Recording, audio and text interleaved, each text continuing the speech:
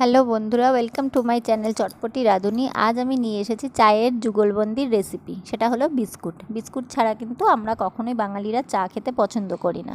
তাই আজ বানাবো বাড়িতেই নারকেল বিস্কুট। তার জন্য প্রথমে আমি একটা বাটিতে হাফ কাপ মতন সাদা তেল নিয়েছি। এখানে চাইলে আপনারা বাটারও ব্যবহার করতে পারেন। আর নিয়েছি ওই কাপেরই হাফ কাপ মতন চিনি।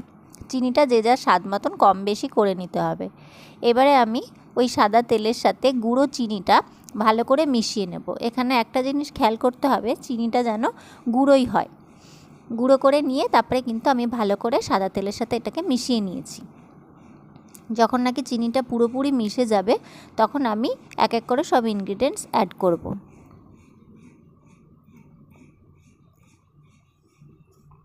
চিনিটা পুরো গুলে গেছে। এবার আমি এখানে দিলাম ওই কাপেরই 2 কাপ মতন ময়দা। আমি আজকে এটা ময়দা দিয়ে করছি, আপনারা চাইলে ময়দার পরিবর্তে আটাও ব্যবহার করতে পারেন। স্বাদ মতন নুন, বেকিং পাউডার আর বেকিং সোডা, এগুলো সব 4 চামচের হাফ চামচের মতন। আর এখানে আমি ব্যবহার করেছি শুকনো নারকেল, যেগুলো দোকানে প্যাকেটে কিনতে পাওয়া যায়। আমি এখানে 3 চামচের মতন নারকেল গুঁড়ো ব্যবহার করেছি আর 1 চামচ মতন সাদা তিল দিয়েছি।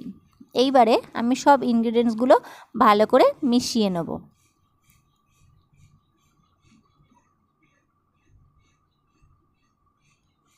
সবগুলো মেশানো হয়ে গেছে। এবার আমি হাতের সাহায্যে যেভাবে আমরা আটা মাখি সেভাবে একটা ডোর মতন তৈরি করে নেব। ডোটা না শক্ত হবে না নরম হবে, মোটামুটি এরকম টাইপের হবে। এবার আমি হাত দিয়ে নিজের ইচ্ছে মতন যে কোনোভাবে শেপ আপনারা তৈরি করে নিতে পারেন। আমি যেহেতু এটা খাস্তা বিস্কুট ব্যবহার করছি তাই কিন্তু এটা পুরোপুরি মসৃণ হবে না। আমি এইভাবে ওভাল শেপ দিয়ে নিয়েছি। এবার শেপ দিয়ে নেওয়ার পর একটা থালার মধ্যে একটু সাদা তেল লাগিয়ে নিয়ে তারপর ওটার উপরে সব বিস্কুটের ডোগুলোকে দিয়ে আমি গ্যাস ওভেনে 15 মিনিট মতন বেক করে নিয়েছি। আপনারা চাইলে মাইক্রোওয়েভও করে নিতে পারেন। কত সহজে বানানো হয়ে গেল নারকেলের খাস্তা বিস্কুট।